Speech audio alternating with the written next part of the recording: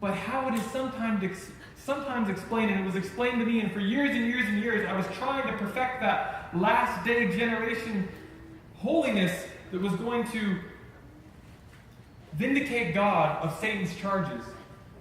But Jesus has already done that. He's proved the heart of God at Calvary, and in the heavenly sanctuary, this is what happens. Now this is good. This is really, really helpful. Back to, remember I said I'd come back to Psalm 73:17, where suddenly the writer of the psalm said, I was mad at the wicked and at God for not punishing them, and then I looked into your sanctuary and I beheld, and I was quiet, because I saw their end. Do you know something that's unique to Adventism? Is the belief of the scapegoat representing Satan. Now, scapegoat is a modern translation. Originally, it's Azazel, which very arguably, clearly by Jewish accounts, is the enemy of Christ. You see, at the very, very, very last thing, after the atonement has been made for the sanctuary, it's been cleansed, there are 2 goats taken, there's a lot cast, and one of them is chosen. Now, they're both perfect goats, interestingly. Mm-hmm. And some argue that they both represent Christ. I argue differently, and you'll see why. 2 goats. A lot is cast. One for a sacrifice, one to be taken out in the wilderness. The one that is sacrificed, the blood is sprinkled on the mercy seat. The one that is left, the high priest comes out of the sanctuary. He lays his hand on the top of this goat. He confesses all the sins of God's chosen people. Mm-hmm. Not all the sins of the world, all the sins of God's chosen people upon the head of this goat. And then a fit man leads it out into the wilderness. That is the final act in the cleansing of the sanctuary. And what is the cleansing of the sanctuary? It's the clearing of heaven of any responsibility for the results of sin. You see, Jesus has already vindicated God's character by showing his heart. But this finds the final stage in this play is Satan bears the iniquity for what he has done. And no longer can anybody in the heavenlies say, God, why? Why did you allow this? Why did you allow that? No, God has made restoration, and now the one that is truly responsible. It's a beautiful thing to know that sin does not go unpunished. That those who have abused others, and if you have been an abuser and then you come to Christ and he's covered you with his blood, somebody's still going to answer for that abuse. It's Satan. Because he's ultimately responsible for the abuse everybody experiences. And Satan answers and has 1,000 years to think about the fact that he truly and solely is responsible for sin and for the devastation it's caused. That goat is let out in the wilderness. Of course, if you know Revelation, you know that Satan is bound for 1,000 years to contemplate and to see the results of his theory that he said was better than God's theory. That, hey, taking care of yourself, looking out for yourself, discovering your full potential, worshiping self is the way to go. Obviously, it's not. So, the final act is that Christ, by atoning for us, says they have every right to be here. Rebuke you, Satan. And then he turns and says, God is righteous, and you are the author. And all the sins are confessed on the head. Oh, now this is not an atonement. Satan's not making an atonement for anyone. And if you read it in the text, the second is not an atonement. There's no shedding of blood. And without the shedding of blood, there's no remission of sin. This is not an atonement. This is justice. Remember, justice and mercy are not incompatible? Condemnation. And God says, I will show justice by redeeming those who trusted my sacrifice, and I will show mercy on them. And I will show justice by placing the blame where it truly belongs. And he has kept silent for a long time. But there's a day where our God will roar like the Lion of Judah that he is, and he will not keep silent, and he will say, it is just.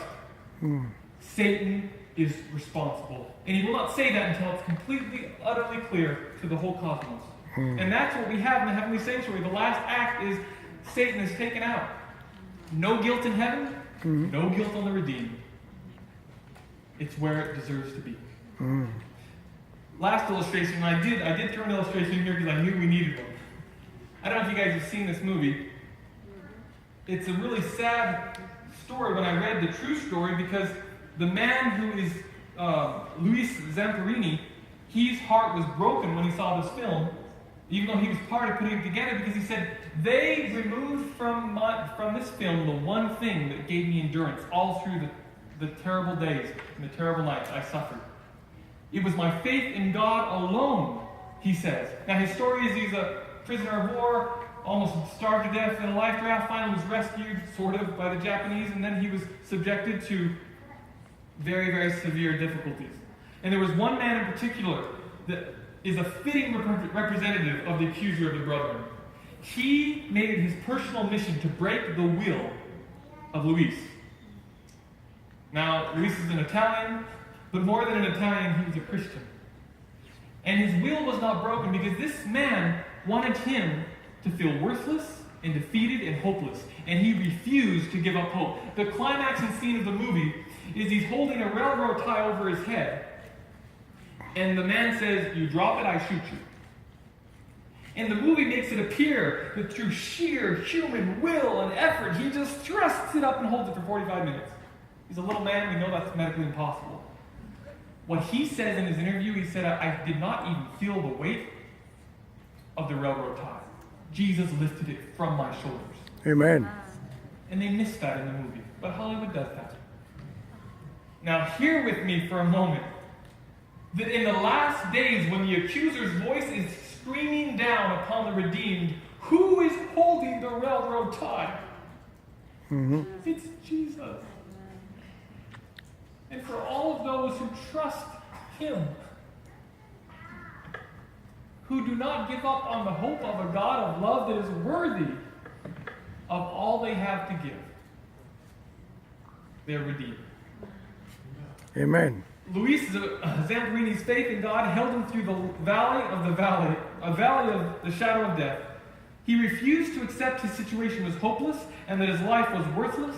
When the fury of his adversary reached its peak, Luis was literally held up supernaturally and did not crumble under his burden. In the end, there will only be two classes of people: those who reject the righteousness and free gift of a holy God freely offered to them.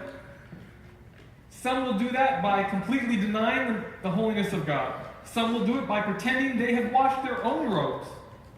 And some will do it by refusing to believe that God's love is enough to redeem them, recounting their unworthiness and their sin. It is not noble to wallow in your mud. It is not noble to go over and over, "Oh, I've done this, I've done that." Somehow we think that's holy, that God's like, "Oh, that's right, bravo a little more. Oh, yes, you are wrong, I'm right." No. It's not holy, it's satanic and demonic, and I don't want to hear it from any of you. You'll find that I have very little patience with "woe is me," because it dishonors the God who redeemed you with his blood. Amen. I think I offended somebody recently on the phone. It was not my intention, but I cut them off. And I started telling them how Jesus sees them, and they weren't ready to hear that. And maybe I should have been more timid and patient. The redeemed, in contrast, the other class, honestly acknowledge their sin, but cling by faith to the one who has pledged himself to them, paid their debt, and now